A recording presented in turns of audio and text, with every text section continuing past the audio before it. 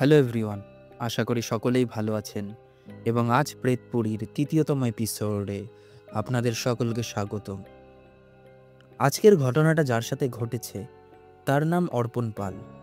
সে ঠিক যেইভাবে ঘটনাটা আমাকে বলেছে আমিও ঠিক সেইভাবেই ঘটনাটা আপনাদের সামনে তুলে ধরছি।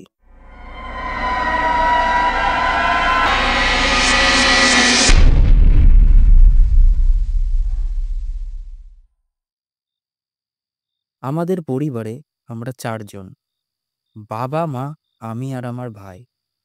সব কিছুই খুব সুন্দর কাটছিল। হঠাৎই যে আমার জীবনে এমন ঘটনা ঘটবে সেটা আমি কোনোদিনও ভাবতে পারিনি।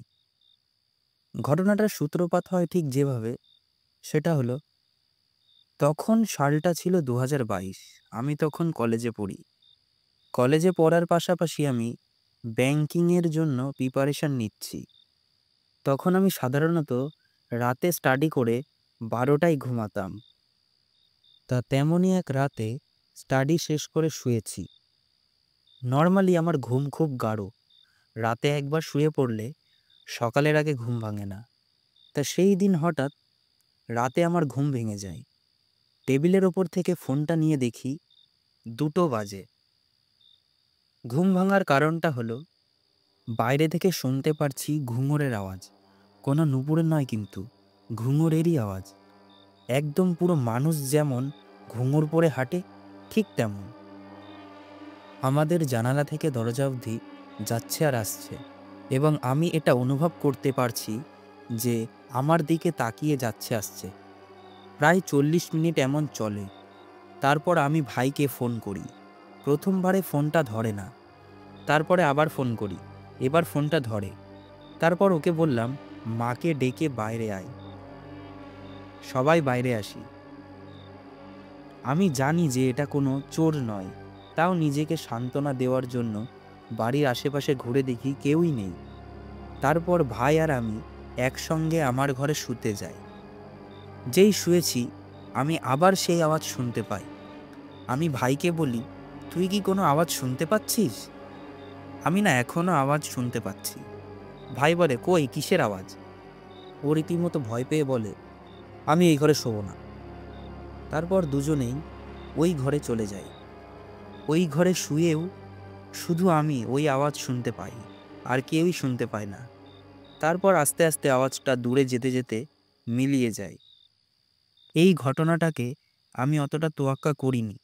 ঠিক এরপর থেকে বেশ কিছু অস্বাভাবিক ঘটনা ঘটতে থাকে। যেমন যখনই পড়তে বসতাম, দিন হোক কিংবা রাত, মনে হতো কেউ যেন পেছন থেকে দেখছে। আমি যেখানেই যেতাম মনে হতো কেউ যেন আমার সাথে সাথে রয়েছে। আমি বারবার পেছনে ঘুরে তাকাতাম। এরকম প্রায় মাসখানেক চলে। তারপর এর সাথে সাথে আর একটা জিনিসও ঘটতে থাকে। রাতে যখন শুতাম, ঘরের জিরোর আলোয় দেখতে পেতাম কেউ যেন দরজার পাশে দাঁড়িয়ে আছে, কেউ যেন টেবিলের পাশে বসে আছে। যেই ভালো করে দেখতে যেতাম তখন আর কেউ নেই। তখন এই সমস্ত ঘটনাগুলি আমি ভাবতাম হয়তো আমার ইম্যাজিনেশন, সারাদিন ভুলভাল ভাবছি, হয়তো তার থেকেই এই সব। এই সেম ঘটনা প্রতিদিন রাতে ঘটত। তখনও আমি কাউকে কিছু বলিনি। ব্যাপারটা প্রায় সয়ে গেছে। হঠাৎ একদিন রাতে শুয়ে আছি। আজ খুবই অস্বস্তি লাগছে। বারবার এপাশ ওপাশ করছি। এপাশ ওপাশ করতে করতে যেই চিত হয়ে শুয়েছি, হঠাৎ কেউ যেন আমার বুকের ওপর চেপে বসলো। আমি স্পষ্ট বুঝতে পারলাম আমি আমার শরীর নাড়াতে পারছি না। আমি চোখ খুলেই দেখি একটা কালো ছায়ামূর্তি আমার বুকের ওপর বসে আছে। হঠাৎই আর কেউ নেই। আমি বেশ ভয় পাই। তারপর নিজের ভয়টা কাটানোর জন্য ফোন ঘাঁটতে থাকি এবং একটা পর্যায়ে গিয়ে ঘুমিয়ে যাই। পরের দিন সকালে বাড়িতে ঘটনাটা বলি। বাড়ি থেকে অতটা পাত্তা দেয় না, বলে খারাপ স্বপ্ন দেখেছিস হয়তো। ঠিক তার পরের দিন রাতে শুয়েছি। আমি না আজ একদম নিশ্চিত ছিলাম যে আজও কিছু একটা ঘটবে এবং আগের দিনের থেকেও ভয়ঙ্কর কিছু। আমি শুয়ে আছি, হঠাৎ ঘরের দক্ষিণ দিকের গাছগুলো থেকে কিছু রাতচড়া পাখির আওয়াজ শুনতে পেলাম। তারপর কখন যে চোখটা লেগে এসেছে বুঝিনি। ঘুমের রেশ কাটতেই আবারও চিত হয়ে শুয়েছি। হঠাৎ বুকের ওপর একটা ভার অনুভব করি। চোখ খুলতেই দেখি সেই ছায়ামূর্তি আমার বুকের ওপর বসে আছে। আমার হাত দুটো চেপে ধরে বিছানায় সাটিয়ে রেখেছে। আমি শরীরের সমস্ত শক্তি দিয়ে কোনো রকম হাতটা ছাড়াতেই দেখি আর কেউ নেই। আমি সঙ্গে সঙ্গে ঘর থেকে বাইরে চলে আসি। তারপর সবাইকে ডাকি আর সব বলি। তারপর সেই রাতে সবাই একসাথে থাকি। পরের দিন মা এই ঘটনাটা অনেকের কাছে বলে। তারপর একজন এক তান্ত্রিকের খোঁজ দেয়। সেই দিনই আমরা ওই তান্ত্রিকের বাড়ি যাই। আমাদের দেখে তিনি সব বলে দেয়। যে তোদের বাড়িতে সমস্যা করছে সে তোদের কাছেরই কেউ। তারপর বলে, কাছের কেউ কি তৎকালীন মারা গেছে? তৎকালীন তো পাশের বাড়ির একজন মারা গেছে। উনি বলেন, না না, পাশের বাড়ির নয়, কাছেরই কোনো আত্মীয় কি মারা গেছে 3 বছরের মধ্যে? হ্যাঁ, একদম 3 বছরের মাথায় আমার মাসির বড় মেয়ের অপঘাতে মৃত্যু হয়েছে। তার একটা ছবিও আমাদের বাড়ি টাঙানো আছে। তখন ওই তান্ত্রিক বলে, ওই ছবিটা যত তাড়াতাড়ি পারিস গঙ্গায় ভাসিয়ে দে। এই বলে উনি আমাদের একটা মাটির পুতুল দিলেন আর বললেন, এটা গঙ্গার জলে মিশিয়ে সারা বাড়িতে ছিটিয়ে দিবি। আরও বলেন যে এই অতৃপ্ত আত্মা আগে এখানে ছিল না, এ যেখানে মারা গেছে সেখানেই ছিল। যবে থেকে তোরা এই ছবিটা টাঙিয়েছিস তারপর থেকেই এর উৎপাত শুরু হয়েছে। তারপর আমরা খেয়াল করি, হ্যাঁ, ফটোটা লাগানোর পর থেকেই এই সমস্যার সূত্রপাত। আর এই ফটোটা তো আমাদের ওই বাড়ি থেকেই দিয়েছে। তারপর 2 2 4 হিসাবটা ঠিক মিলে গেল।